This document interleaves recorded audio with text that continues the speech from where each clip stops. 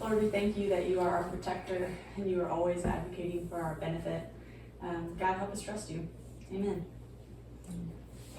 Well, team, hello. We have spent this semester so far talking about intimacy, and we have already talked about different ways to achieve or approach intimacy with the Lord. And now we are talking about how to achieve intimacy with each other. Our definition has been, intimacy is giving access to the inmost parts of who you are. So one of the biggest hindrances to that intimacy is fear that we will be abandoned or hurt or rejected, taken advantage of. So in all areas of intimacy, we end up asking the question, is it worth it? What am I going to have to do or give, and what will that get me in return? So we can view people economically and quickly do a cost-benefit analysis to see if the benefit of connection would be worth the cost. I also view cheddar sour cream chips that way because I think I'm allergic to them.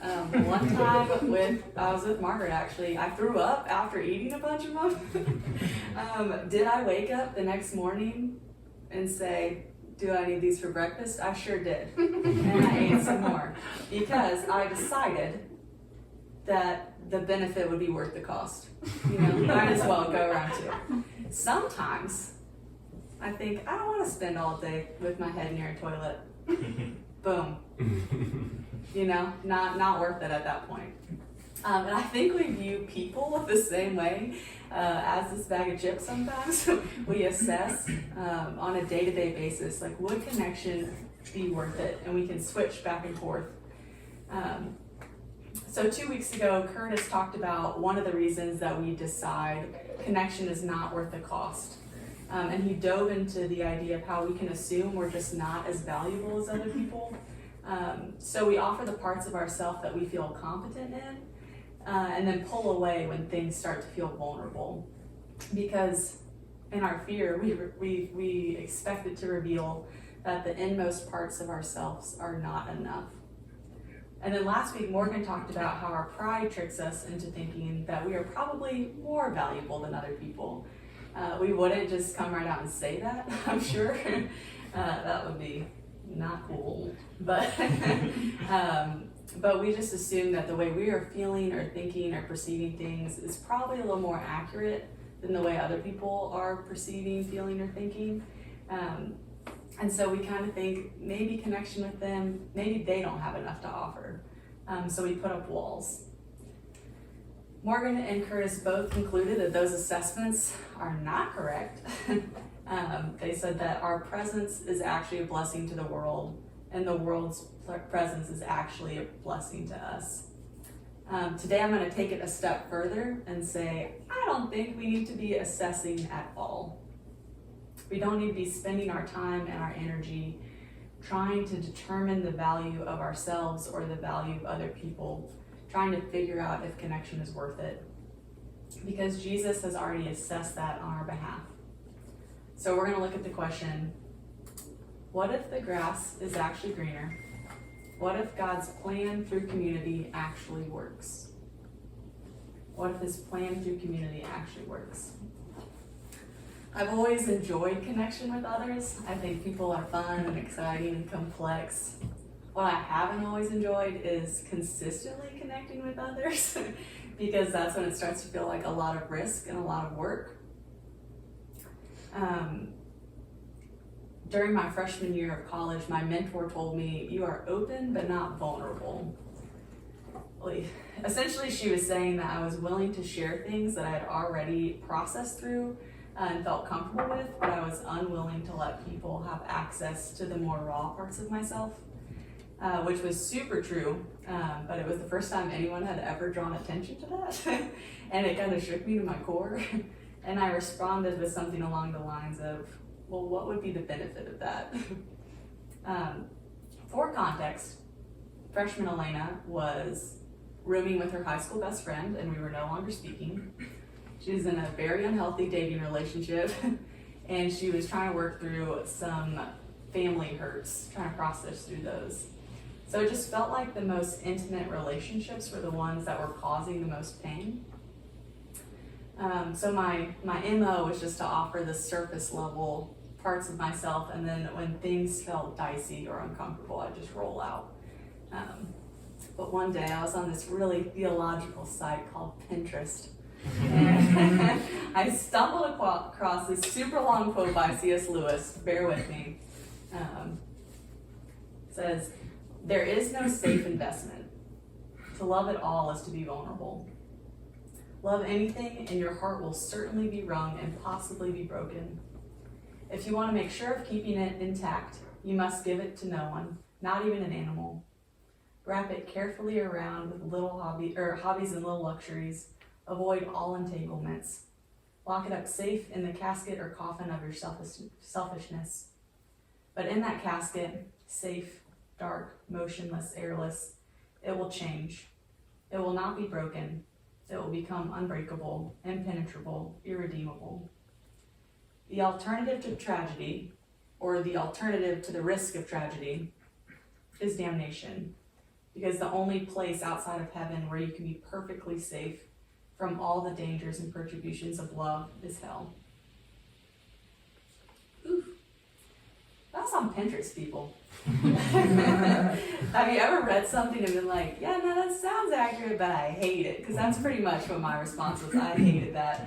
But I put it on a sticky note, and I put it on my computer. And I would just read it multiple times a day. Then in class, admittedly, probably wasn't the best student because I was reading this quote all the time in class, but read it in class, watching Netflix, whatever. And it just felt like me and God were fighting about it because it was hard for me to wrap my head around something good causing pain. That's ingrained in our survival, right? Like if something hurts, you pull away. You burn your hand on the oven. That's kind of my reflex with people. Once it hurts, I just want to pull away. I'd rather protect my heart in a coffin than leave it vulnerable to being hurt by someone else. But that's not protection, is it? It created the very thing I feared, being unknown and unloved, because people didn't know me. I was just the one who made it happen. I was the one who brought that to fruition. My control actually landed me at my fear. In reality, assessing if connection is worth it doesn't help create safe community. It breaks down the ability to create any community. So, what was God's plan in this messy business of community all along, and how do we live into it? Hebrews 10:19 through 25 explores that a little bit. It starts with, "And so, dear brothers and sisters, we can boldly enter heaven's most holy place because of the blood of Jesus. By his death, Jesus opened a new and life-giving way through the curtain into the most holy place. And since we have a great high priest who rules over God's house, let us go right into the presence of God with sincere hearts, fully trusting him. For our guilty consciences have been sprinkled with Christ's blood to make us clean, and our bodies have been washed with pure water." Because we can boldly enter heaven's most holy place because of Jesus. So God's presence used to dwell in a specific place. The temple or the tabernacle kind of looked like this. There were 2 rooms in that tabernacle. The first one you'd enter was the holy place, and any of the priests could go in there to do their religious duties. It was open for them. And then there was a veil or a curtain, and then there was another room called the Holy of Holies, the most holy place. Only the high priest could enter that room, and he could only do it once a year to make sacrifices for his own sin or the sins of his community. But when Jesus died on the cross, when he sacrificed himself, that veil that was separating those rooms was torn. There was no longer anything standing in the way between us and God. He opened a life-giving way through the curtain because his plan was and is to make connection. To let us enter the most holy, most sacred, the inmost place of the tabernacle, and boldly, without fear or shame, go right into the presence of God. We fully trust that he won't let anything separate us or break connection, because the veil wasn't just like taken down and stored away, ready to be pulled back up when we sinned. It was ripped in part and destroyed, because he assessed that we were worthy of connection, and that was the final say. So why do we take the time and energy to assess what God has already determined the value of? We have the freedom to fully connect with others, knowing that they are loved and so are we. To quote my main man, Rich Velotis, he says, Jesus didn't just die so that we could get to God, but so that we could get to one another. God's redemptive plan for the world was that we collectively draw near to him while drawing near to one another. And you can't do one without the other. Hebrews 10 goes on to say, let us hold tightly without wavering to the hope we affirm, for God can be trusted to keep his promise. So if God's redemptive plan for the world is that we draw near to him through drawing near to one another, we are reminded to hold tightly to that hope, which the Greek word for hope translates into the expectation of good. So we're saying, I'm going to hold tightly to this confident expectation that God will keep his promise, that goodness will result from our connection to others. And this speaks directly to our fears, which the Greek translation of fear is the opposite of hope. It's the expectation of evil. And we may think, well, my expectation of evil is correct. I've experienced that before. I know it's going to happen. I need to protect myself. And my question for us is then why didn't Jesus? Why did he wash the feet of Judas knowing that he was going to turn him into the authorities? Why did he befriend Peter even though he knew Peter was going to deny him 3 times in his time of need? Why did he cry out, Father, forgive them, on behalf of the very people who accused him and hung him on a cross? I think the end of that C.S. Lewis quote from earlier says, Christ did not teach and suffer that we might become more careful. We draw nearer to God, not by trying to avoid the sufferings inherent of all loves, but by accepting them and offering them to him, throwing away all defensive armor. There's freedom that we don't have to defend ourselves from others. Our attempts to protect ourselves from evil often prevents us from experiencing the goodness that Christ thought was worth dying for. Judas's betrayal and Peter's denial and the unfair accusation that led to the cross, they all hurt. But right after Jesus resurrected, he reapproached his community. He connected with his disciples and said, go out and connect with other people, go and make disciples. And then he promised never to leave them, which is like saying, even after all that, even after hanging me on a cross, there's nothing that will stop me from loving you. You don't have to fear because I've already endured all that is evil and not only overcame it, but redeemed it. I'm using it to further God's amazing plan of reconciliation. So for all the pain that connection has caused, it created even more healing. It created more freedom, more hope. And that's what he's doing still. So we can joyfully enter in community, knowing that I'm going to hurt you and you're going to hurt me, because we are assured that God uses community to bring healing to us individually and to the world collectively. We trust that he's going to do this, not because we know how everything in our relationships are going to play out, but because we know and we trust the one who works all things, even a death on a cross, for the benefit of the world. He's using broken people to usher hope to a fearful world. And this plan is messy, but it actually works.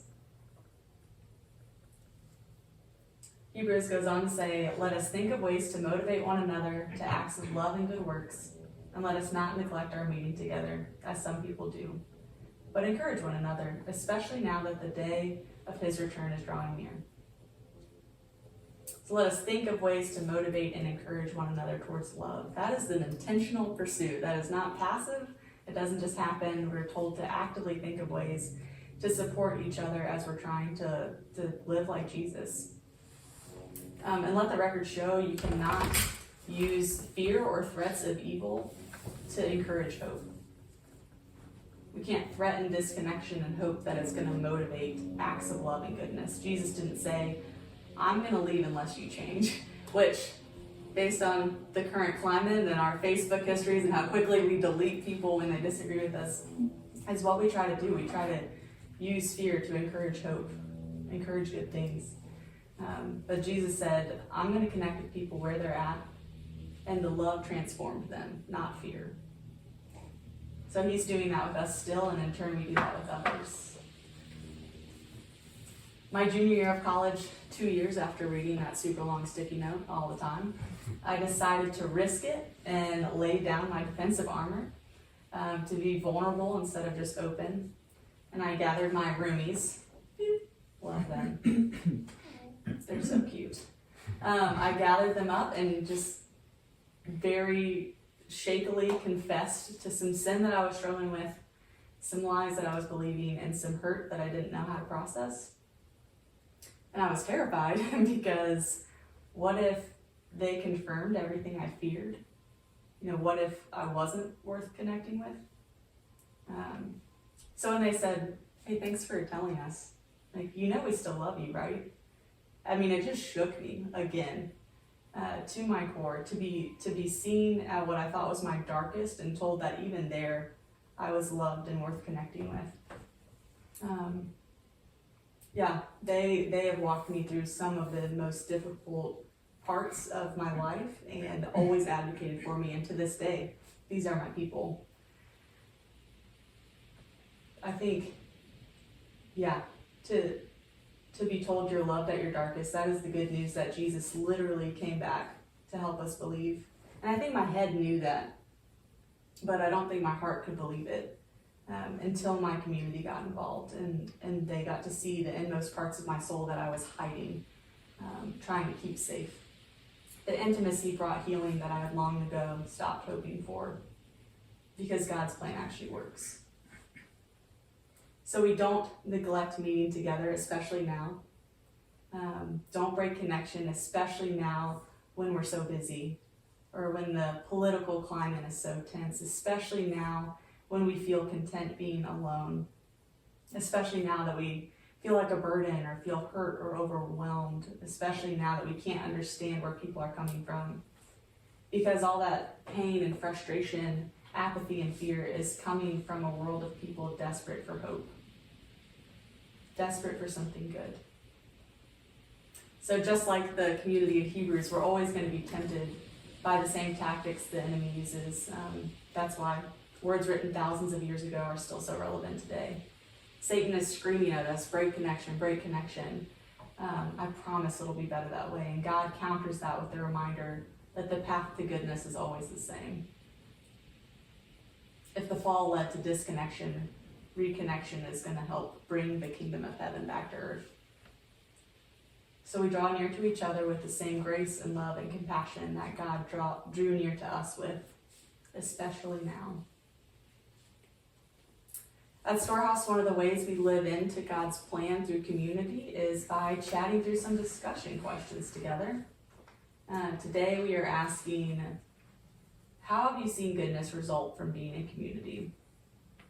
I get this is a broad question, but it's an important one, and maybe it's hard for you to think of anything. If so, don't panic. I'm really glad that you get to be around others that can celebrate what they've experienced in community. That's an amazing way to encourage hope and advocate for one another, and that's exactly what community is for. So our second question will be, what fears come up at the idea of intimacy with others? Just like the community that was being addressed in Hebrews, we're gonna find reasons that make us want to cut off connection and neglect meeting together. We need to look at those fears instead of living into them. They're areas that are crying out for freedom and are desperate for hope. And finally, do you trust that God is trying to bring healing in your fears? He's going to use people to help usher in that healing for you and for the world. It's always been his plan. And even though it's messy, it's the plan that works.